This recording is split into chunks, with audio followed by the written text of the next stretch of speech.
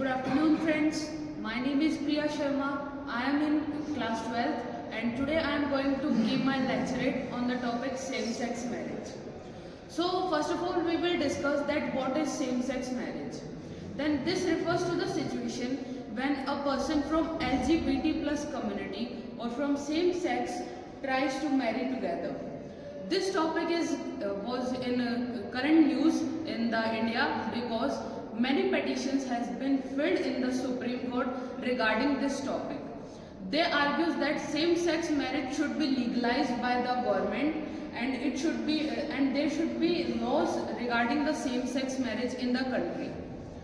The government has also put its many arguments in the favor of same-sex marriage. The government says that there are laws existing in the country before from the ancient time. The Special Marriage Act of 1954 has only decriminalized the homosexuality among the people. It has not legalized the same-sex marriage. It has also provided the right to marry together to the person who belongs to different religions, not to different sects. Good evening everyone. Today I am going to introduce myself. My name is Nikki Kamar. I am from Sikar district of Rajasthan. My father name is Mr. Mahendra Singh. He is a farmer. My education qualification is I have done 10 plus 2 with 89%. My aim and I want to join Indian Air Force because I serve my country and Air Force life is adventurous life. Thank you. That's all about my introduction. Now my presentation topic is women empowerment. So I expressed my view on that topic.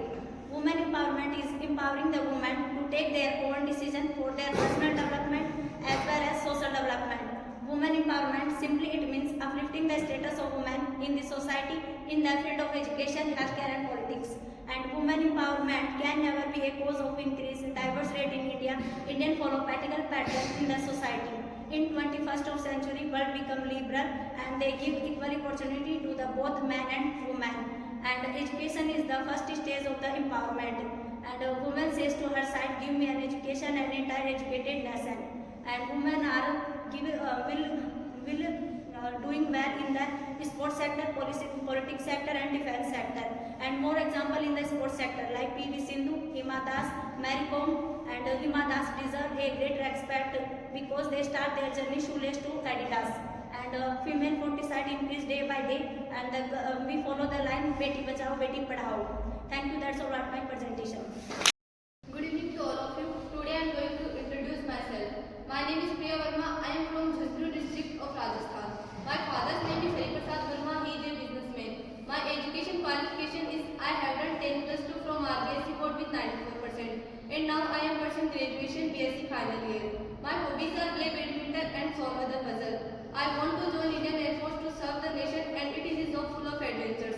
That's all about my introduction. Now let's start my presentation on the topic is co-education. So I want to express my views on the topic.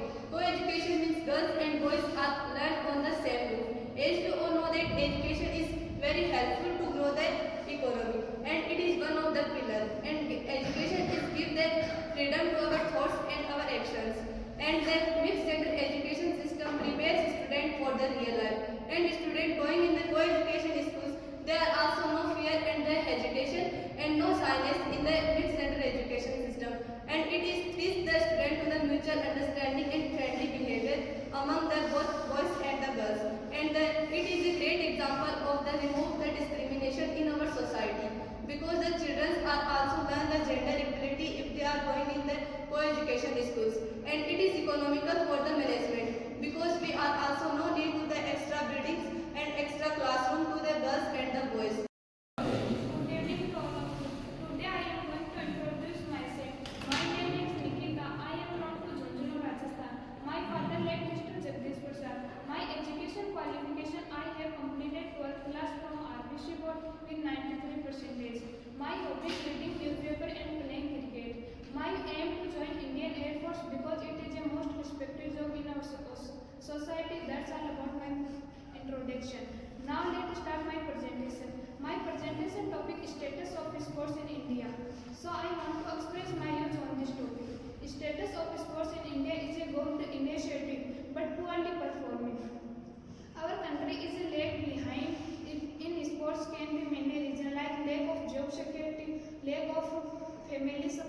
lack of infrastructure.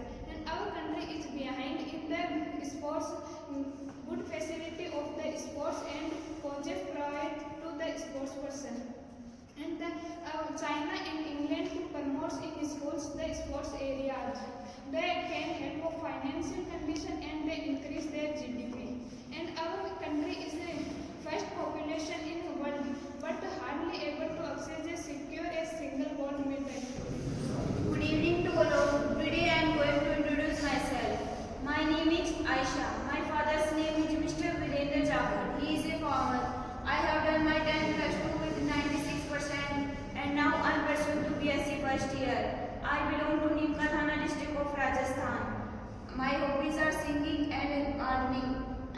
My aim is to join Indian Defence Service because I want to serve my country. That's all about my introduction. Now my presentation topic is Tejas aircraft. So I want to express my views on the topic.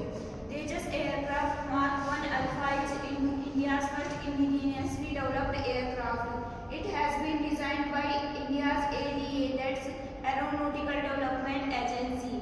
It is all multi-role aircraft which can be used in all type of weather like heavy rainfall, snowfall, etc.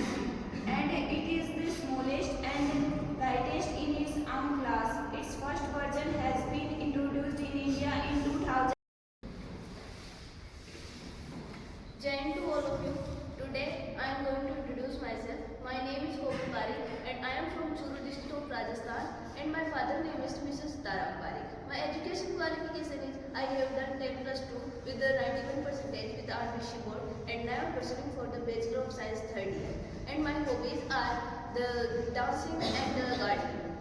My aim to join Indian Air Force because I want to serve for my nation and it is a job of pride and respect. It's all about my introduction. Now I am going to present myself. Today our GD topic is Make in India.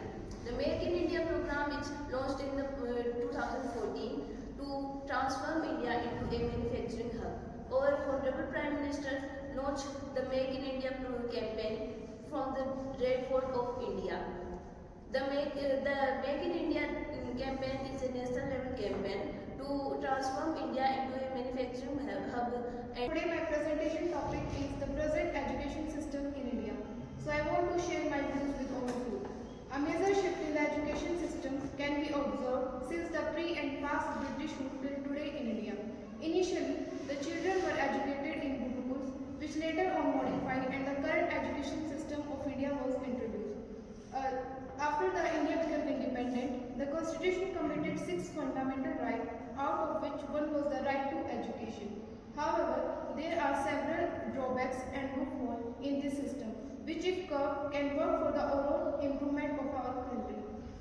The current issues in the education system are: the first one is expenditure on education. More funds should be allotted for the betterment of the education system in India. The second one is the infrastructure facility. The good quality of infrastructure must be provided, especially in the government school. The third one is student to teacher ratio, and the fourth one is the student studying abroad. Now there are also some simple solutions to these problems like quality of education. There is a major difference in the quality of education being provided in the rural and urban areas. So steps must be taken. About me, now let's start my presentation on topic child labor. Friends, as we all know that when the children below the age of 14 years start to do work at the small places such as tea stalls, mines, etc., that should be considered as child labor. As we all know that friends, small children become young at their small age after seeing their family problems and circumstances. Now let's talk about the reasons behind the child labor. Poverty leads to child labor.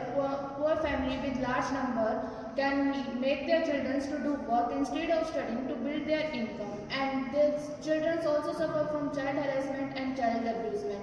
They work in the chemical factories and mines and it's also so harmful for their health and their life. Now let's talk about the government steps taken by the government to stop the child labor. They also implemented a lot of innovative schemes such as midday meals to encourage the students to go to school instead of going to the working places. To safeguard the future of the children, our government government also cooperate with the NGOs and the media to make the people aware about the studies